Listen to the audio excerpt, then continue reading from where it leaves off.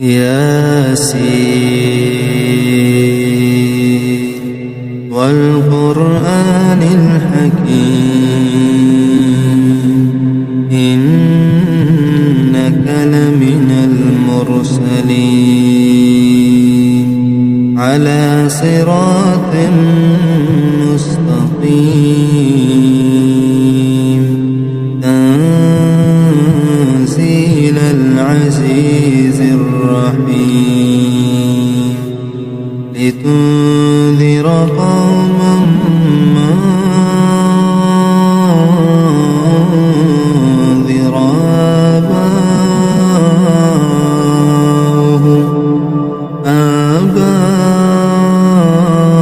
آباؤهم فهم غافلون لقد حق القول على أكثرهم فهم لا يؤمنون إنا جعلنا في أعناقهم أغلالا فهي إلى الأذقان فهم مقمحون وجعلنا من بين أيديهم سدا ومن خلفهم سدا فأغشيناهم فهم لا يبصرون وسواء عليهم أنذرتهم أم لم تنذرهم لا يؤمنون إنما تنذر من اتبع الذكر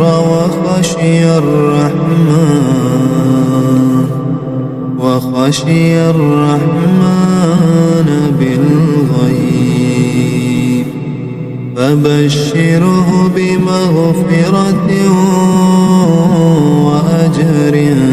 كريم إنا نحن نحيي الموتى ونكتب ما قدموا وآثارهم وكل شيء أحصيناه في إمام مبين واضرب لهم مثلا أصحاب القرية إذ جاءها المرسلون إذ أرسلنا إليهم اثنين فكذبوهما فعززنا بثالث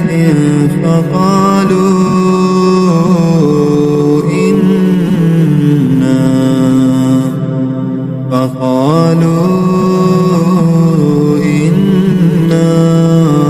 إليكم مرسلون قالوا ما أنتم إلا بشر مثلنا وما أنزل الرحمن من شيء إن أنتم إلا تكذبون قالوا ربنا يعلم إنا إليكم لمرسلون وما علينا إلا البلاغ المبين قالوا إنا تطيرنا بكم لئن لم تنتهوا لنرجمنكم وليمسنكم يمسنكم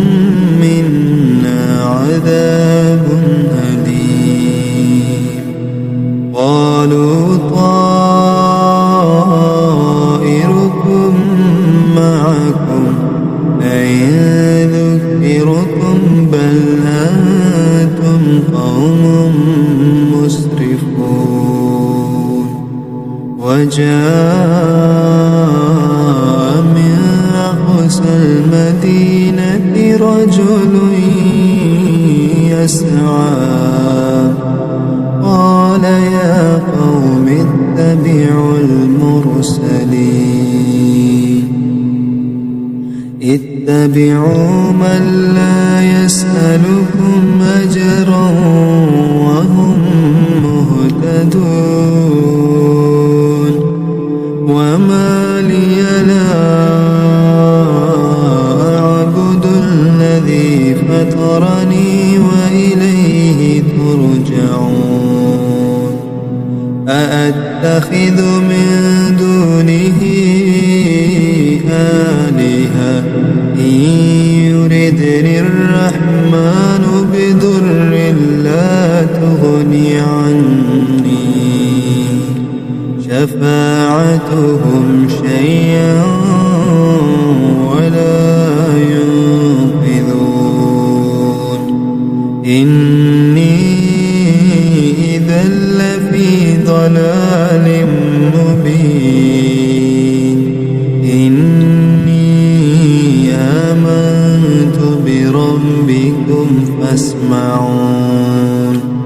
قيل ادخل الجنة قال يا ليت قومي يعلمون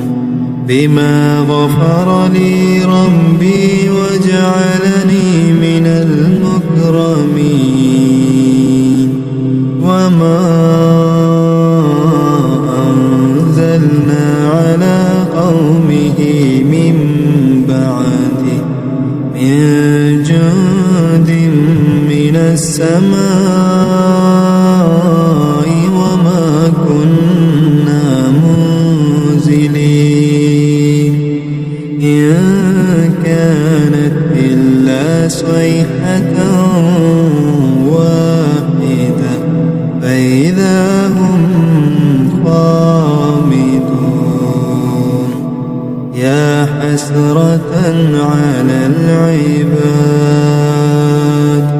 يا حسرة على العباد ما يأتيهم من رسول إلا كانوا به يستهزئون ألم يروا كم أهلكنا قبلهم من القرون أنهم إليهم لا يرجعون وإن كل لما جميع لدينا محضرون وآية لهم الأرض الميتة وأحييناها وأخرجنا منها حبا فمنه يأكلون وجعلنا فيها جنات من نخيل وأعناب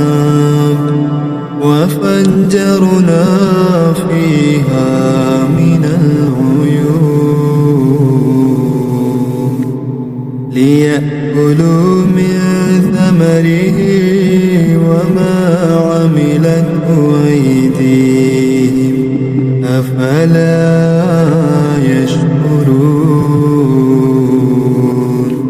سبحان الذي خلق الأزواج كلها مما تنبت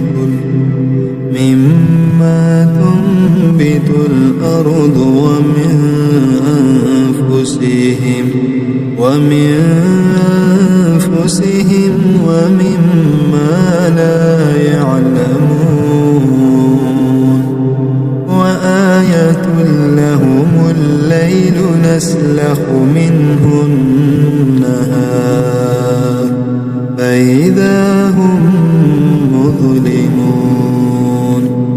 والشمس تجري لمستقر لها ذلك تقدير العزيز العليم والقمر قدرناه منازل حتى عاد كالعرجون القديم لا الشمس ينبغي لها أن تدرك القمر ولا الليل سابق النهار وكل في فلك يسبحون وآية لهم أنا حملنا ذريتهم في الفلك المشحون وخلقنا لهم من مثله ما يركبون وإن نشأ نغرقهم فلا صريخ لهم ولا هم ينقذون إلا رحمة منا ومتاعا إلى حين وإذا قيل لهم اتقوا ما بين أيديكم وما خلفكم لعلكم ترحمون وما تأتيهم من آية من آيات ربهم إلا كانوا عنها معرضين وإذا قيل لهم أنفقوا مما رزقكم الله قال الذين كفروا للذين آمنوا أنطعم من لو يشاء الله أطعمه إن أنتم إلا في ضلال مبين ويقولون متى هذا الوعد إن كنتم صادقين ما ينظرون إلا صيحة واحدة تأخذهم وهم يخصمون فلا يستطيعون توصية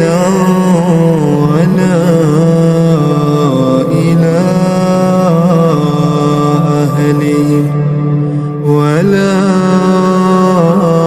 إلى أهلهم يرجعون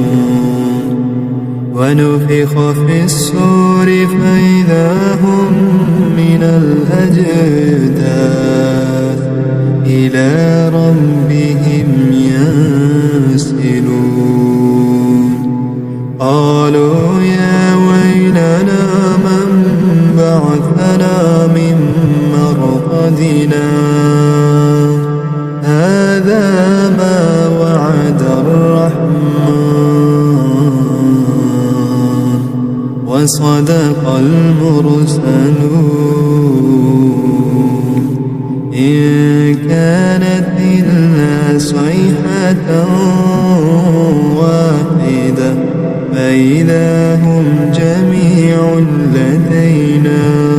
محضرون فاليوم لا تظلم نفس شيئا ولا تجزون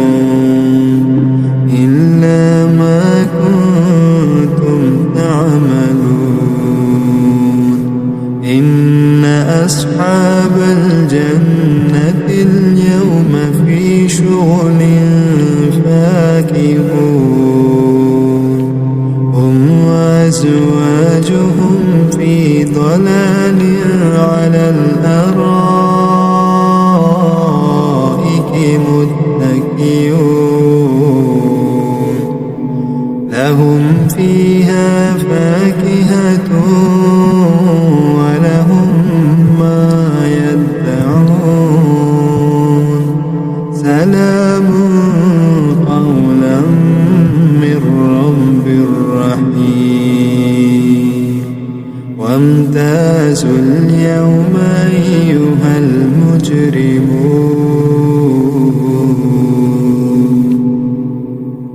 ألم أعهد إليكم يا بني آدم ألا تعبدوا الشيطان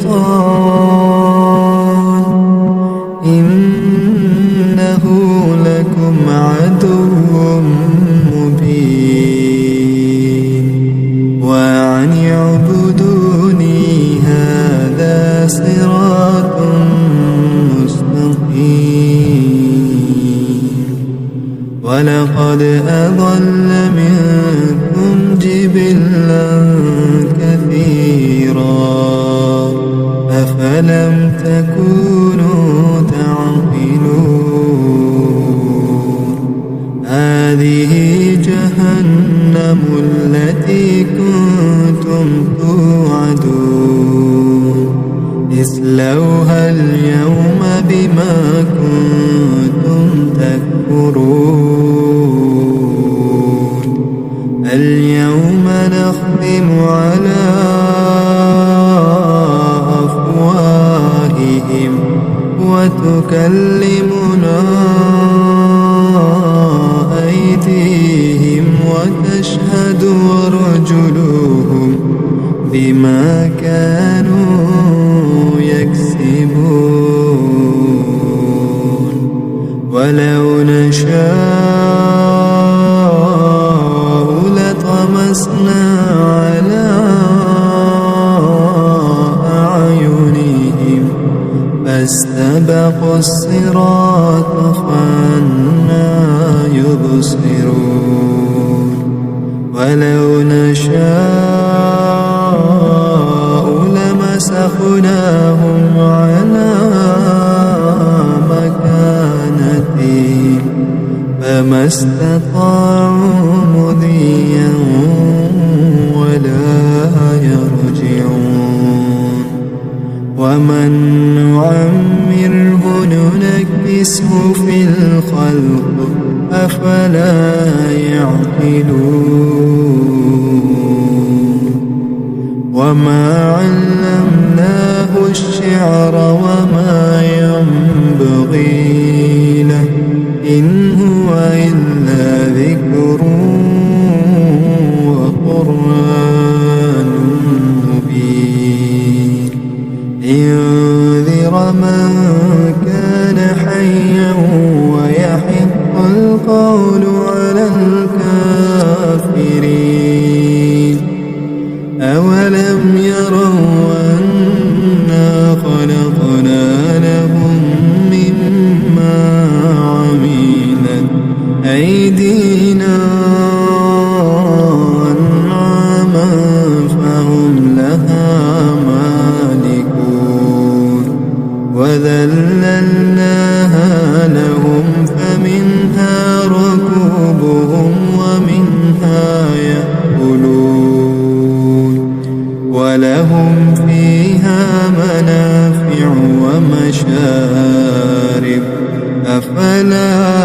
يشكرون واتخذوا من دون الله آلهة لعلهم ينصرون لا يستطيعون نصرهم وهم لهم جند محضرون فلا يحزنك قولهم إنا نعلم ما يسرون وما يعلنون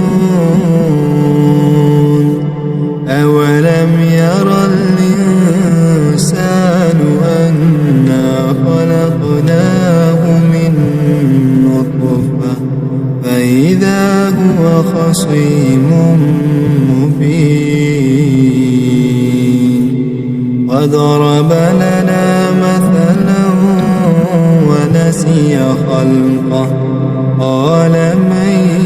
يحيي العظام وهي رميم قل يحييها الذي أنشاها أول مرة وهو بكل خلق عليم الذي جعل لكم من الشجر الأخضر نارا فإذا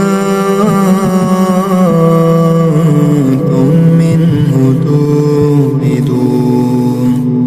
أوليس الذي خلق السماوات والأرض بقادر على أن يخلق مثلهم بلى وهو الخلاق العليم إنما أمره إذا أراد شيئا أن يقول له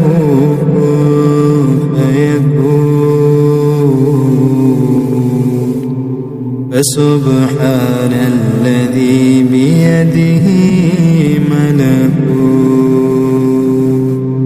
ملكوت كل شيء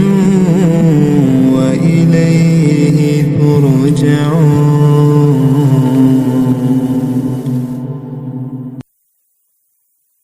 تبارك الذي بيده الملك وهو على كل شيء قدير الذي خلق الموت والحياة ليبلوكم أيكم أحسن عملا وهو العزيز الغفور الذي خلق 7 سماوات طباقا ما ترى في خلق الرحمن من تفاوت فارجع البصر هل ترى من فطور ثم ارجع البصر كرتين ينقلب إليك البصر خاسئا وهو حسير ولقد زينا السماء الدنيا بمصابيح وجعلناها رجوما للشياطين وأعتدنا لهم عذاب السعير وللذين كفروا بربهم عذاب جهنم وبئس المصير إذا ألقوا فيها سمعوا لها شهيقا وهي تفور تكاد تميز من الغيظ كلما ألقي فيها فوج سألهم خزنتها ألم يأتكم نذير قالوا بلى قد جاءنا نذير فكذبنا وقلنا ما نزل الله من شيء إن أنتم إلا في ضلال كبير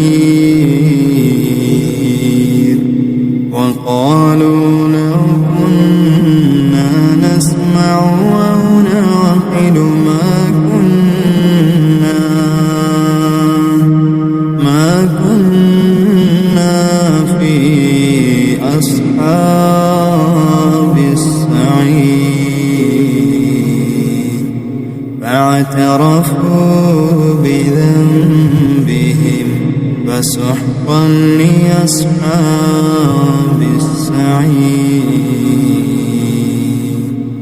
إن الذين يخشون ربهم بالغيب لهم مغفرة وأجر كبير وأسروا قولكم أو اجهروا به إنه عليم بذات الصدور ألا يعلم ما خلق وهو اللطيف الخبير هو الذي جعل لكم الأرض ذلولا